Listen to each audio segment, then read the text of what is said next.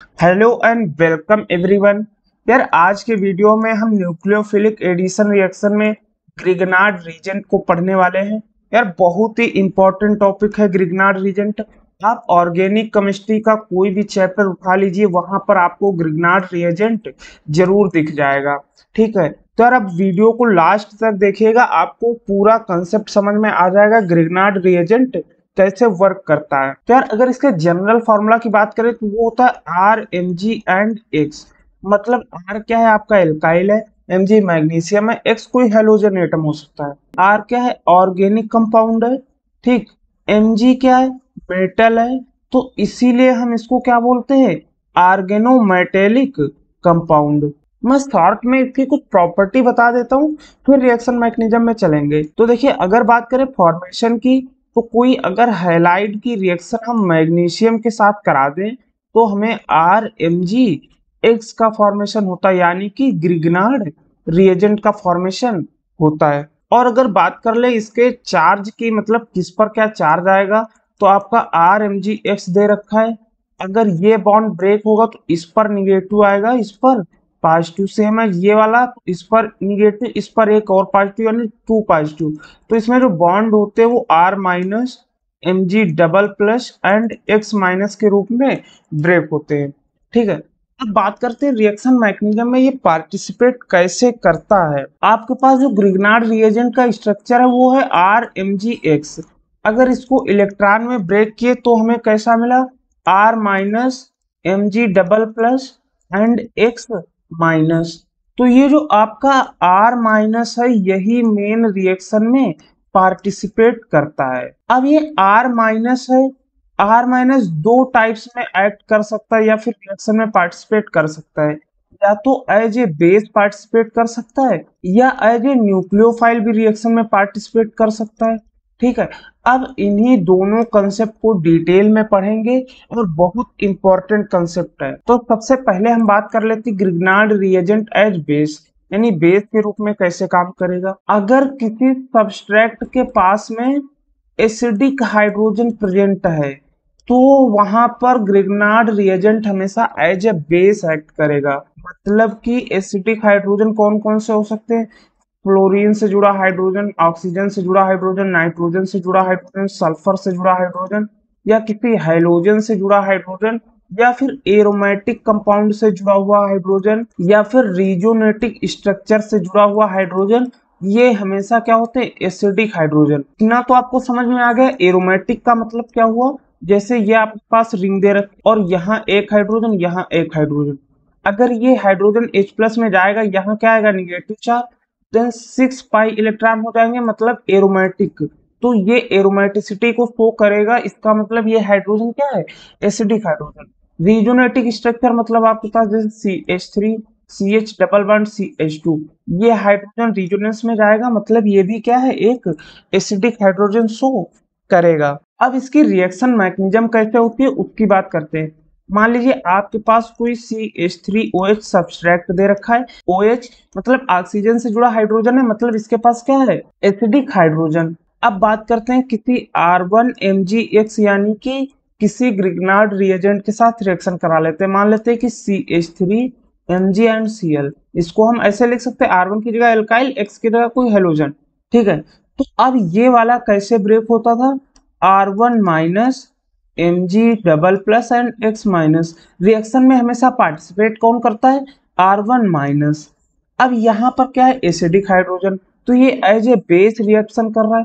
Base हमेशा क्या चाहेगा, अगर एसिडिक हाइड्रोजन प्रेजेंट है तो उसके साथ रिएक्शन कर लेगा। यहाँ एसिडिक हाइड्रोजन प्रेजेंट है तो इसके साथ क्या कर लेगा, बॉन्ड का फॉर्मेशन। मतलब CH3O H एंड H के साथ क्या प्रेजेंट है, R1। H को इलेक्ट्रॉन मिले हैं, मतलब इसके पास क्या आ जाएगा, निगेटिव चार्ज। ये R1 ने अपना इलेक्ट्रॉन दिया है इसको। अब निगेटिव चार्ज हमेशा मोर इलेक्ट्रोनेगेटिव एटम के पास रहना चाहेगा, मतलब ये ऑक्सीजन को चला जाएगा। तो ये वाला बॉन्ड क्या हो जाएगा, ब्रेक, क्योंकि पहले बॉन्ड फॉर्मेशन हुआ। मतलब R1H and plus CH3O minus. अब यहाँ पर आपका एक माइनस था, यानी Mg प्लस एंड एक्स। यहाँ पर देखिए R माइनस गया है तो Mg प्लस एंड एक्स बचेगा वही। अब ये CH3O माइनस Mg प्लस के फॉर्मेशन कर लेगा, मतलब CH3O Mg एंड X। ठीक, अब हम अगर इसको शॉर्ट ट्रिक में लिखें तो जैसे कोई आपका एसिडिक हाइड्रोजन प्रेजेंट है और उसकी रिएक्शन हम MgX के साथ कराएंगे तो ये R1 क्या करेगा, एसिडिक हाइड्रोजन से फॉर्मेशन कर लेगा एंड बाकी बचा हुआ आपका ग्रिग्नार्ड रिएजेंट के साथ चला जाएगा। ठीक, तो ये R1H हमारा क्या हो जाएगा, फाइनल प्रोडक्ट। अब जैसे आपके पास ये एग्जांपल दे रखे हैं, यहाँ सल्फर के पास एसिडिक हाइड्रोजन प्रेजेंट है, मतलब ये R माइनस क्या करेगा, डायरेक्ट इसके साथ फॉर्मेशन, मतलब CH3 एंड H, मतलब कि ये क्या है CH4 एंड बाकी बचा क्या है NgCl एंड OC2H5। सेम है जिस केस में ये हाइड्रोजन एसिडिक होगा, क्योंकि अगर ये गया तो यहाँ निगेटिव और एरोमेटिक कंपाउंड हो जाएगा, मतलब कि ये C2H5 इसके साथ फॉर्मेशन कर लेगा C2H6 एंड बाकी बचा हुआ आप देख लीजिएगा। ठीक है, अब बात करते हैं Grignard reagent as a nucleophile. Nucleophile में कैसे रिएक्ट करता है उसकी बात कर लेते हैं। हमने आपको पहले बताया कि ग्रिग्नार्ड रिएजेंट में जो पार्टिसिपेट करेगा या जो रिएक्शन स्टार्ट करेगा वो हमेशा R माइनस होगा। ठीक, अब मान लेते हैं कोई आपके पास एल्डिहाइड दे रखा RC double bond O and H। ठीक, और यहाँ आपके पास R माइनस या ग्रिग्नार्ड रिएजेंट दे रखा है, तो अगर Grignard reagent as a nucleophile act करेगा तो हम उसकी रिएक्शन एसिड की प्रेजेंस में कराएंगे, एसिड और वाटर की प्रेजेंस में हमेशा कराएंगे। अब यहाँ पर बात करते हैं, यहाँ पर आपके पास R माइनस दे रखा है, यानी इसके पास इलेक्ट्रॉन ज्यादा है, यानी निगेटिव चार्ज है, तो ये क्या करेगा, इस कार्बन के साथ बॉन्ड का फॉर्मेशन, मतलब RC डबल बॉन्ड O, यहाँ पर R ने फॉर्मेशन किया, R ने अपने इलेक्ट्रॉन कार्बन को दिए तो इसके पास क्या आ जाएगा, निगेटिव चार्ज, और यहाँ हाइड्रोजन, यहाँ पर क्या है निगेटिव चार्ज। निगेटिव चार्ज हमेशा मोर इलेक्ट्रोनिगेटिव एटम के पास रहना चाहेगा, यानी इस ऑक्सीजन के पास जाना चाहेगा, तो क्या होगा, पहली बार बॉन्ड का फॉर्मेशन, तो अगली बार ये बॉन्ड ब्रेक होगा और निगेटिव चार्ज यहाँ आ जाएगा, मतलब RCO माइनस, इधर ये R, इसको R1 ले लेते हैं।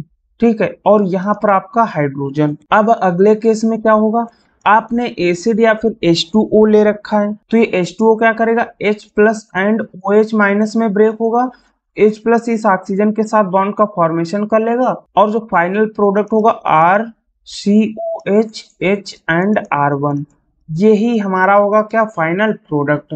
अगर एल्डिहाइड की रिएक्शन हम NgOH के साथ कराएंगे या ग्रिग्नार्ड रिएजेंट के साथ कराएंगे तो हमें एल्कोहल का फॉर्मेशन होता है। अगर यहाँ पर कीटोन दे रखा होता जैसे C double bond O and R, same concept होगा, RMgX दिया होता and water and H plus दिया होता, तो यहाँ क्या होता R minus and Mg plus, तो ये क्या करता है इस कार्बन के साथ फॉर्मेशन, मतलब R1 ले लेते हैं, RCR, यहाँ R1, इसके पास negative charge, double bond negative charge इसके पास जाएगा, बॉन्ड ब्रेक हो जाएगा, मतलब RCR and R1 O negative, यहाँ H प्लस फॉर्मेशन कर लेता, मतलब कि यहाँ पर क्या हो जाता वो H।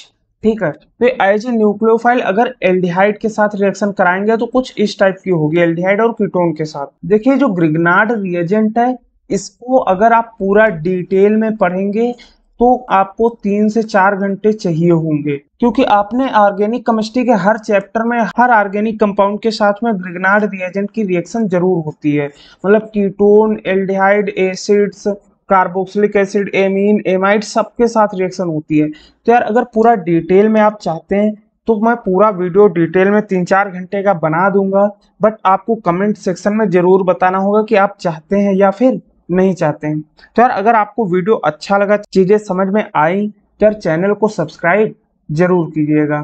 Thank you.